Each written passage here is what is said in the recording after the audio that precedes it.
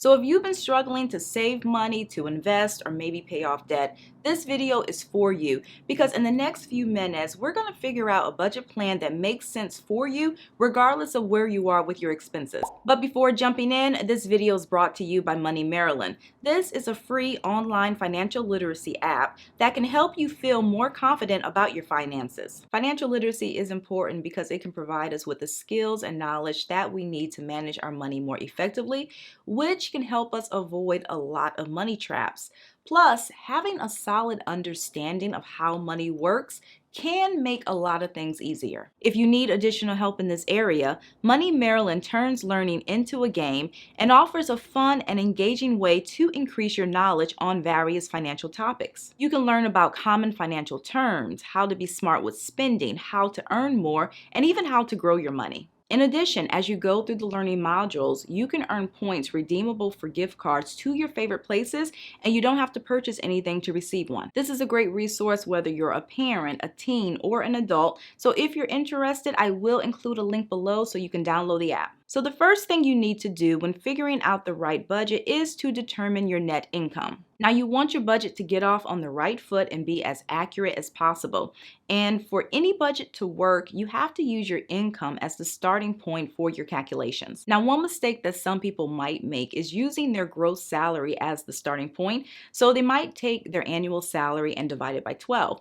However, that will not work because you don't actually bring home your gross. There are taxes and other payroll deductions that you have to take into account. So if you use your gross salary as the starting point, what you're doing is overstating your actual income. What you want to do instead is start with your net income or your take-home pay. And to figure out this number, look at your most recent paychecks to see what you bring home. And if your pay tends to fluctuate due to tips, commission pay, or flexible hours, one option is to determine a figure based on the worst case scenario. So if you know that you will bring home no less than $3,000 a month, you can use that figure as the starting point for your budget. The next step is to track your spending, and you'll first focus on your needs. Now, some people might have a hard time distinguishing between a need and a want. So to make sure that we're all on the same page, a need is basically any expense that isn't a choice. And these can include your rent or mortgage, your insurance, your utilities,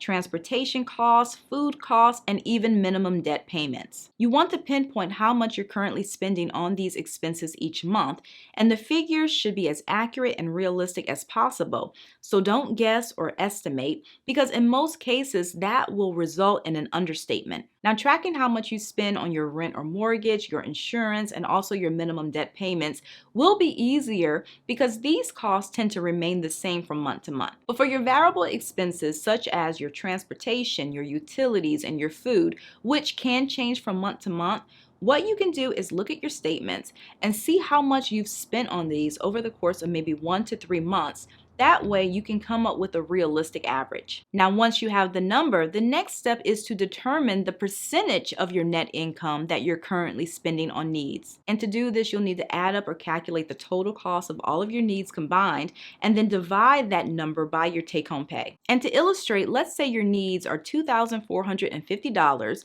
and your take-home pay is $5,500.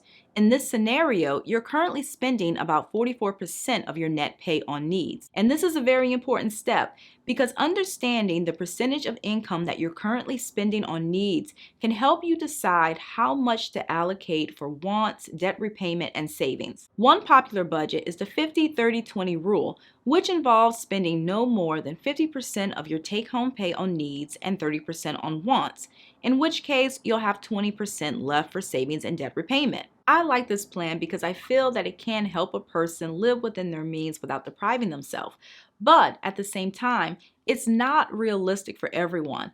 It will only work if you're currently spending 50% or less of your take-home pay on needs. Some people currently spend more than this, and that's not something they can fix immediately. So they'll have to find another variation of this rule. And referring back to the previous illustration of spending 44% of your net pay on needs, in this scenario, there's a lot of wiggle room for savings and wants.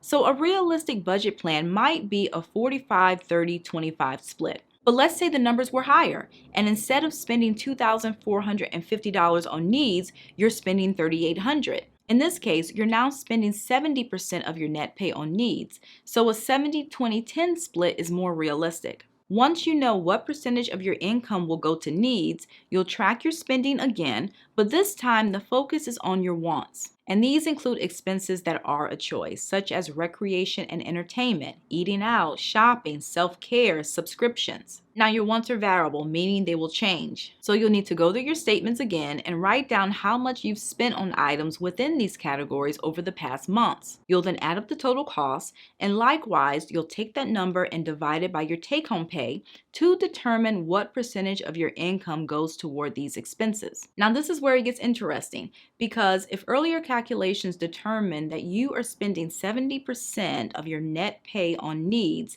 and you've decided to go with the 70-20-10 budget, that means that no more than 20% of your $5,500 income should go toward wants, which is about $1,100 a month. But after doing the math, you might find that you're currently spending $1,600 a month on wants. And if so, that likely explains why you can't save or accelerate debt repayment. So to make a 70-20-10 budget actually work for you, you have to, one, reduce how much you're currently spending on wants combined, and then you have to determine a reasonable monthly amount to spend on each subcategory going forward. And the upside is that you might not have to completely eliminate a particular item.